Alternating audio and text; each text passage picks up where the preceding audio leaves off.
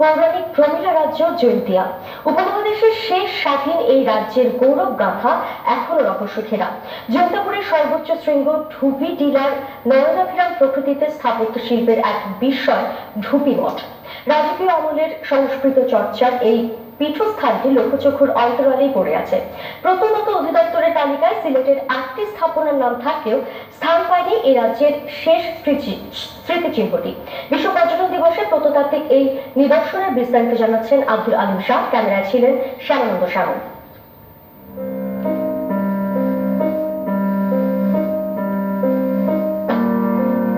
প্রাচীনকালের একমাত্র প্রমিলা রাজ্য জৈন্তিয়ার রাজা বিজয় সিংহের ভাগ্নে রাজা দ্বিতীয় রামসিংহ ক্ষমতায় আসার পর বৈষ্ণব গুরু নিত্যানন্দ গোস্বামীর নিকট দীক্ষা গ্রহণ করেন এবং রাজ্যের সর্বোচ্চ শৃঙ্গ ঢুপিটিলার চূড়ায় 3টি বর্গাকার চৌচালা গেট সহ আলাদা আলাদা 3টি কক্ষ এবং একটি মন্দির নির্মাণ করেন।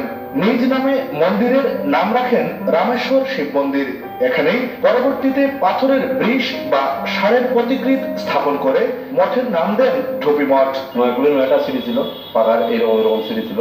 কিছু স্মৃতিগুলো দেখা যায় ওইদিকে আছে, এটা দুইটা আগে জায়গা পড়ে গেছে।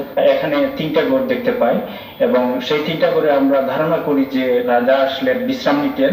একই সাথে আমাদের ধারণা যে এখানকার যে সেবায় যারা রাজা নিয়োগ করেছিলেন তাদেরও হয়তো বা কোনো একটা বা 2টা রুমে থাকার বন্দোবস্ত ছিল। পাহাড় চূড়ায় পুণ্যার্থীদের আরোহণের সুবিধার্থে ছিল 9টি কালো পাথরের সিঁড়ি, ছিল 3টি সুপেয় পানির কুয়া বা ইন্দারা। স্থাপত্য শিল্পের ঐতিহাসিক এই স্থাপনাটি 1897 সালের ভয়াবহ ভূমিকম্পে ধ্বংস হয়ে যায়।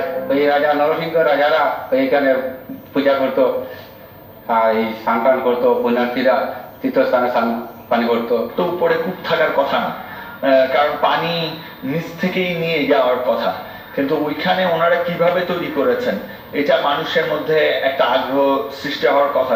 আর দ্বিতীয় হলো যে গেটগুলি এখনো রয়ে গেছে, এই গেটগুলি কি দিয়ে তৈরি করেছে, কারণ এগুলি নর্মাল ইট না। প্রায় 400 ফুট উচ্চতায় মঠের 2টি গেট ও একটি বিশ্রামাগার সগৌরবে দাঁড়িয়ে থাকলেও বাংলাদেশ প্রত্নতত্ত্ব অধিদপ্তরের নজরে আসেনি এখনো। উপমহাদেশের শেষ স্বাধীন রাজ্য জৈন্তিয়ার অবসান ঘটে প্রায় 200 বছর আগে, কিন্তু শেষ হয়ে যায়নি এই রাজ্যের ইতিহাস, ঐতিহ্য আর এমন গুরুত্বপূর্ণ স্থান স্থাপনার। লোকচক্ষুর অন্তরালে টিকে থাকা এই ঢুপির মঠ সংরক্ষণে সরকারি যথাযথ কর্তৃপক্ষ উদ্যোগ নেবেন, এমনটাই প্রত্যাশা করেন এলাকাবাসী। আব্দুল আলিম শাহ, এসএটিভি, ঢুপি মঠ, জৈন্তিয়া, সিলেট।